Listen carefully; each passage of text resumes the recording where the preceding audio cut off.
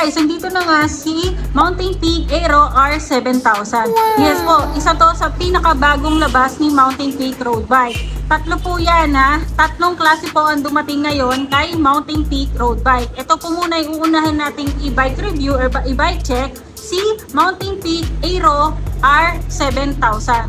Yan, bakit po sinabing R7000? Kasi po, ang group set po niya is Shimano 105. Yes po. So yun guys, lapitan natin si Mountain Peak Aero R7000. Ito yung pinaka decals niya. Yan, Mountain Peak decals. Ganito yung design niya, ganito din siya kalapad. So nasa gitna siya ng frame no, nung batalya. Nasa gitna yung word ng Mountain Peak niya. Kasi mamaya papakita natin, meron tayong bagong road bike din na dating. Iba naman po ang kanyang design. So pag compare nyo na lang kung ano-ano po yung mga difference niya. Siyempre, dito naman po makikita yung code name ng bike. Aero R7000 po siya. Dito siya sa bandang wheelset siya makikita. Kasi usually dito siya sa top tube. Makikita na yung pangalan ng bike. So binago na siya. Dito na siya makikita. Then, tingnan natin kung ano-ano yung niya, group set na Shimano 105. Ayan, Shimano 105 po yung niya, FD. Yan, kitang-kita nyo naman, 105. Then, naka-brace on type siya. Si Shimano 105, naka-speed po siya ng 2x11 speed. Yes po, 2x11 speed po si Shimano 105. Ay, 105 din po ang kanyang RD. Yan, Shimano 105 na ng RD. At kanyang sprocket po ay cassette type na rin po. Hindi po Shimano 105 yung cassette nito ha, yung sprocket, hindi pa po. Bali 1132 teeth naman po siya. Yan, yung maliit niya is 11, then yung pinakamalaki niya, yung pinaka 11 speed niya is 32 teeth. Ito naman pong chain niya, yan, KMC chain na rin po siya. Yan, KMC chain yan, 11 speed. At ito naman kanyang crankset, yan, sorry. Crankset niya is naka-Halotech na rin. Kitang-kita nyo naman, may butas. Halotech po siya na pro wheel. So, itong pinakamaliit niya na chain ring is 34. Yan, 34 tong maliit. So, ito naman tong malaking tip niya na chain ring is 50. So, ito naman yung arm length niya is 170. Yan, itong haba nung arm niya, tawag dito kasi arm, haba nito is 170 mm. So, ang bottom bracket naman niya is thread type po. Yan, naka-Halotech na rin. Makikita nyo naman, thread type siya. Then, yung sumunod naman natin is yung kanyang shifter. Yan. The best din to kasi naka 105 na yung niya. Yan, yung shifter niya or STI. Naka Shimano 105 na po yan. Then, ito pa guys, yung pinaka din dito, sulit. Kasi naka-hydraulic disc na po siya. Yan, naka Pro 3.0 po ang kanyang caliper. Hydraulic to guys itong caliper niya. Tawag kasi dito semi-hydraulic. Yan, kasi bakit tinawag doon na semi-hydraulic? Kasi ito lang yung hydraulic sa kanya, yung caliper lang. Pero yung pagdating sa kable niya, yan, sa wiring niya, yan, kable pa lang, kitang-kita nyo naman.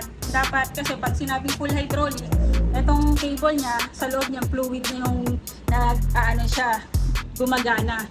So kaya siya tinawag na semi-hydraulic pa lang. Yan, pero yung Shimano, yung STI naman niya is 105 naman. So, the best pa rin. So yung naman natin, drop bar, yan, pinaka the best din dito is, umuuso talaga guys, sumusunod talaga sa latest yung mga bike nating bagong dating. Kasi ito is naka-integrated drop bar na rin po. Kitang-kita nyo naman, yan, napakalinis, walang wiring. So, makikita natin yung wiring niya, nandito na sa port nilabas. Yan, sa baba na nung port. So, napakalinis, wala kayong makikitang wiring niya kahit saan. Kahit sa frame niya, sa niya, handlebar o sa drop bar, wala rin pong wire. Kasi ito ay naka-integrated drop bar na. So, ito, ang material nito is aluminum. Then, yung stem niya, ang sukat is 80 mm. Then, yung wide naman nitong length naman nitong drop bar is 420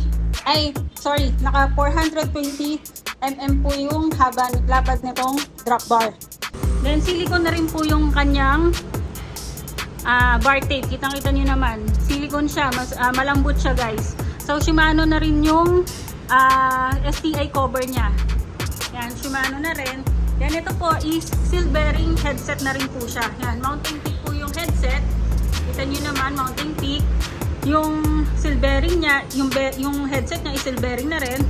Then po yung head tube niya is tapered na rin po. Yan, makikita nyo naman.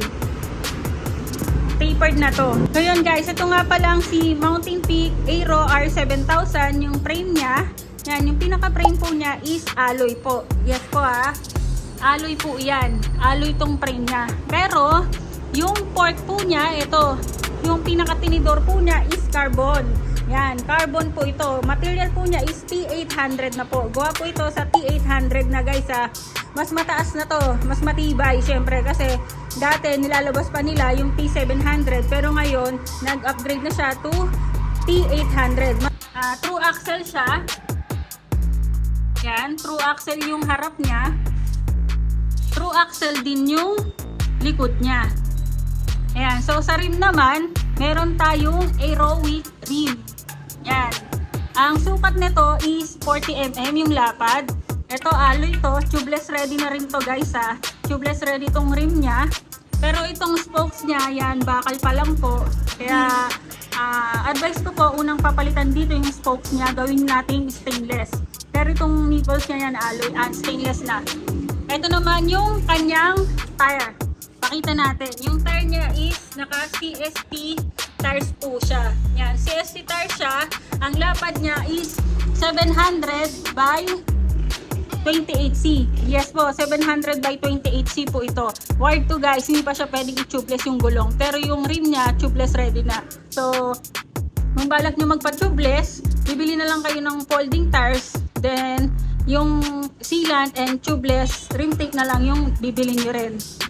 Gali naka-tube type pa kasi siya. So, yung clearance naman niya, ayan, nakikita nyo sa mga nagtatanong kasi marami nagtatanong kung pwede nga siyang gawing gravel.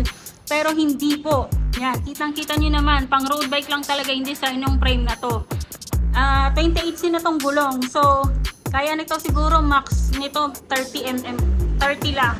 28 na kasi ito 30 okay pa yan. Ito naman yung harap. Ayan, ito yung clearance ng harap niya. So, smooth tires din po siya, yung pinaka niya, spikes. Makinis. Yan. So, dito naman, yung rotor niya. Yan, yung rotor niya. Yan, pakita natin yung design. Yan po yung design ng rotor niya. Bolt type, 160mm. Yan, naka-disc brake siya. Naka-bolt type itong rotor niya. Itong rotor niya sa harap is 160mm. At yung rotor naman po niya sa likod, doon, sa likod is 160 din po. Yan, yung gulong naman niya, yung interior is naka-presta. Yung pinaka po niya, pito yan, presta. So, ito naman yung kabilang side ng bike or ng frame. Puting-puti po, napakalinis. Mountain Peak decals din po sa gitna. At yan, may logo din po ng Mountain Peak dito sa pinaka head tube. At ito naman pong seat post is Mountain Peak din po. Pakita natin yung logo mismo ni Mountain Peak. Ayan. Mountain Peak seat post. Yan. Aero type po yung kanyang seat post. So, alloy na to. Ito naman yung kanyang pedal na kasama. Ball bearing pa lang. Pero pwede na rin to. Palitan nyo na lang pag nasira ng 3 seal bearing. Yan, para matibay. So, ito namang saddle natin is wala po siyang brand Wala akong makitang tatak ng saddle niya, upuan. Pero malambot na rin siya. Yan, may butas siya dito sa gitna. Siyempre may purpose yan, bakit may butas. Yun guys, ito nga pa lang si Mountain Peak Aero R7000 ay naka-aero frame. Ayan yung sa gulong niya sa likod, yung pinaka-seat tube niya, may pa-curve siya. Yung iba kasing road bike, hindi ganyan yung design. So, may onting difference pa rin sa mga bagong labas talaga na road bike ngayon. Parang ginaya siya ni Mountain Peak Titan noon, yung dating road bike. Mga year 2022, mga ganon. So, year 2024, naglabas na siya ng bago. Yan, ito na nga si Mountain Peak Aero R7000. Ito yung design niya. May pa-card din yung port niya doon na carbon. May patusok din sa likod. Ayan, ito yung pinaka-design niya. So yun guys, sa hubs naman po niya is naka-seal bearing hubs na rin po siya. So seal bearing na yan. Kasi type po itong sprocket, seal bearing po itong hubs. Then yung hose naman ng hubs is 24 hose po. Yes po, 24 hose po yung hubs. Then yung rim niya is 24 hose din po. Yan, check naman natin ngayon kung merong welding or yung kumbaga pangit na welding si Mountain Peak Aero R7000. Pero tingin ko smooth welding sa lahat eh. Yan, kita nyo naman dito, smooth na smooth yung welding niya sa bandang head tube. Yan. Dito din sa bandang seat tube, kita-kita nyo naman wala siyang welding. Dito rin po sa bandang bottom bracket niya, napakalinis, wala rin po siyang welding, smooth welding lahat. So dito naman sa carbon, hanap tayo ng nakapangit na welding. Okay naman guys, so yan, kahit dito smooth welding siya, kasi minsan may tugtungan din dito eh. So ito na nga pala yung wiring niya, dito na siya lalabas, malinis na malinis yung wiring niya. Yung sa kabila, dito din yun, yung kabila, dito na rin siya banda lumabas sa bandang likod, papuntang brakes niya or caliper. So yun, ito pong si Mountain Peak Aero R7000 is naka 2x11 speed. Yan, ganito yung kaganda yung bike na to. So yun guys, titimbangin naman natin ngayon si Mountain Peak Aero R7000. Siyempre marami din naghihintay nito kung gaano nga ba kabigat tong bagong road bike na to. So ang size nga nito guys ay size 49 ha. Yan, 10.5. Naglalaro lang siya sa 10 kilograms lang po si Mountain Peak Aero R7000. Ang size ito is size 49. 10 kilograms lang guys. Sobrang gaan. Alloy pa yan ha.